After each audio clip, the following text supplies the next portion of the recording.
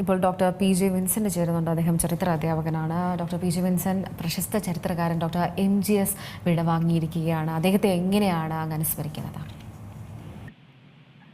Professor എം.ജി.എസ് Narayanan Keralam കണ്ട ഏറ്റവും പ്രഗത്ഭനായ ചരിത്ര പണ്ഡിതനാണ്. ചരിത്രം എന്ന വിജ്ഞാന ശാഖയെ തെളിവ് സാമഗ്രികളുടെ അടിസ്ഥാനത്തിൽ ഏറ്റവും ശാസ്ത്രീയമായി മാറ്റുകയും ഒരു വലിയ നിരയെ ചരിത്ര പഠനത്തിലേക്ക് ആകർഷിച്ച് ചരിത്രകാരന്മാരുടെ ഒരു സംഘത്തെ തന്നെ സൃഷ്ടിച്ചെടുക്കുകയും ചെയ്ത പ്രഗത്ഭനായ ഒരു ആചാര്യനാണ് അദ്ദേഹം. 1970 മുതൽ 92 വരെ അദ്ദേഹം കോഴിക്കോട് സർവകലാശാലയിലെ ചരിത്ര വിഭാഗത്തിന്റെ തലവനായിരുന്നു. അപ്പോൾ മലബാറില് ചരിത്ര പഠനത്തിന് തുടക്കം കുറിച്ചത് അദ്ദേഹത്തിന്റെ നേതൃത്വത്തിൽ ഉള്ള കോഴിക്കോട് ചരിത്ര വിഭാഗമാണ്. ഇന്ത്യയിലെ തന്നെ ഏറ്റവും നല്ല ചരിത്ര ഡിപ്പാർട്ട്മെന്റ് ആയിട്ട് അന്ന് കോഴിക്കോട് സർവകലാശാലയിലെ ചരിത്ര വിഭാഗം മാറിയിരുന്നു.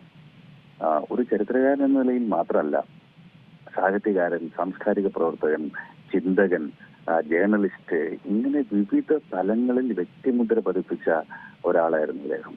അതോടൊപ്പം സാമൂഹ്യമായ വിഷയങ്ങളിൽ അദ്ദേഹം സജീവമായി ഇടപെട്ടുകൊണ്ടിരുന്നു. കോഴിക്കോട് നഗരത്തിൽ വെളിമാടുകുന്ന് മാനാഞ്ചിറ റോഡ് വികസന സമിതിയുടെ ചെയർപേഴ്സൺ ആയിരുന്നു അദ്ദേഹം. ആ റോഡ് വികസനം യാഥാർത്ഥ്യമാക്കുന്നതിന് വേണ്ടി നിരന്തരമായി പ്രവർത്തിക്കുകയും സത്യാഗ്രഹം നടത്തുകയും ആളുകളെ സംഘടിപ്പിക്കുകയും ഒക്കെ ചെയ്തുകൊണ്ട് കോഴിക്കോട് നഗരത്തിലെ വികസനത്തിൽ അദ്ദേഹം സജീവമായി പങ്കെടുക്കുകയുണ്ടായി. അങ്ങനെ ദൈനംദിന വിഷയങ്ങളിൽ അഭിപ്രായം പറയുകയും വികസന പ്രശ്നങ്ങളിൽ നേതൃത്വപരമായ പങ്കുവഹിക്കുകയും ചെയ്ത ഒരു അക്കാദമിക ബുദ്ധിജീവിയായിരുന്നു അദ്ദേഹം. ഒരു ആചാര്യൻ എന്ന നിലയ്ക്ക് ഒരു വലിയ സംഘം വിദ്യാർത്ഥികളെ അദ്ദേഹം ചരിത്ര മേഖലയ്ക്ക് സംഭാവന ചെയ്തു. ഇന്ത്യൻ കൗൺസിൽ ഓഫ് ഹിസ്റ്റോറിക്കൽ റിസർച്ചിന്റെ മെമ്പർ സെക്രട്ടറി ആയിരുന്നു, അതിന്റെ ചെയർപേഴ്സൺ ആയിരുന്നു, ഇന്ത്യൻ ഹിസ്റ്ററി കോൺഗ്രസിന്റെ പ്രസിഡന്റ് ആയിരുന്നു, വിവിധ വിദേശ യൂണിവേഴ്സിറ്റികളിൽ വിസിറ്റിംഗ് പ്രൊഫസർ ആയിരുന്നു.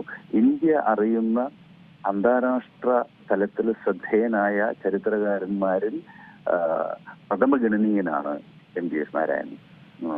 അതോടൊപ്പം അദ്ദേഹം ഒരു വലിയ മൂല്യം നമുക്ക് പ്രദാനം ചെയ്തിട്ടുള്ളത് വിമർശനങ്ങളെ വളരെ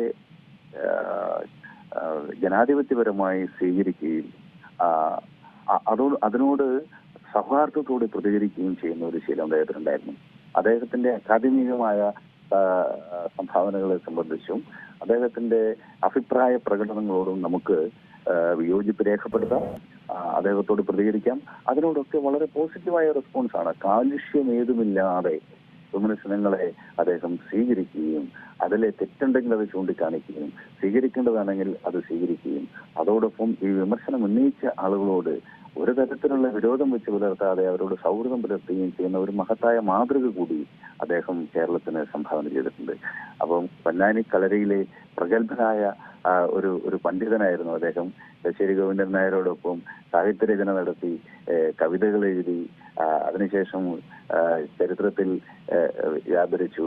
ഹിസ്റ്ററി അദ്ദേഹം തെളിവ് സാമഗ്രിന്റെ അടിസ്ഥാനത്തിലാണ് എഴുതിയത്. അതിനുള്ള ശേഷി അദ്ദേഹത്തിനുണ്ടായിരുന്നു. സംസ്കൃത ഭാഷ നല്ലപോലെ അദ്ദേഹത്തിന് അറിയാമായിരുന്നു, ബ്രാഹ്മി ലിപി അദ്ദേഹത്തിന് അറിയാമായിരുന്നു, വട്ടയെഴുത്ത് ലിപി അദ്ദേഹത്തിന് അറിയാമായിരുന്നു. പ്രാചീന ലിപി, ഇന്ത്യയിലെ പ്രാചീന ലിപി സമ്പ്രദായം അറിയാവുന്ന അപൂർവം ചരിത്രകാരന്മാരിൽ ഒരാളായിരുന്നു അദ്ദേഹം. രണ്ടാം ചേര സാമ്രാജ്യം അഥവാ പെരുമാൾ കാലത്തെ കുറിച്ച് ലഭ്യമായ ഇൻസ്ക്രിപ്ഷനുകളൊക്കെ ശേഖരിച്ച് അത് വായിച്ച് അർത്ഥം മനസ്സിലാക്കി വിശകലനം ചെയ്തിട്ട് 9ാം നൂറ്റാണ്ട് മുതൽ 12ാം നൂറ്റാണ്ട് വരെയുള്ള കേരളത്തിന്റെ സാമൂഹ്യ രാഷ്ട്രീയ ചരിത്രം പുനഃസൃഷ്ടിച്ച അദ്ദേഹത്തിന്റെ PhD പ്രബന്ധം ഇന്ത്യയിലുണ്ടായിട്ടുള്ള ഏറ്റവും ശ്രദ്ധേയമായ PhD പ്രബന്ധങ്ങളുണ്ടാവും.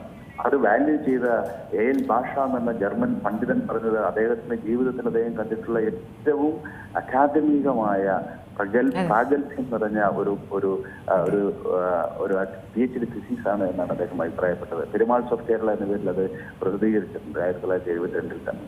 ഇങ്ങനെ ചരിത്ര മേഖലയിലും സാംസ്കാരിക മേഖലയിലും വ്യക്തി എന്ന നിലയിലും ഒക്കെ വലിയ സംഭാവനകൾ നൽകിക്കൊണ്ട് ശ്രേഷ്ഠനായ ആ അധ്യാപകൻ നമ്മളെ വിട്ടുപിരിഞ്ഞിരിക്കുകയാണ്. അദ്ദേഹത്തിന്റെ പ്രൗഢമായ ജീവിതത്തിനും മഹത്തായ സംഭാവനകൾക്കും ഓർത്തുകൊണ്ട് ആദരാഞ്ജലികൾ അർപ്പിക്കുന്നു.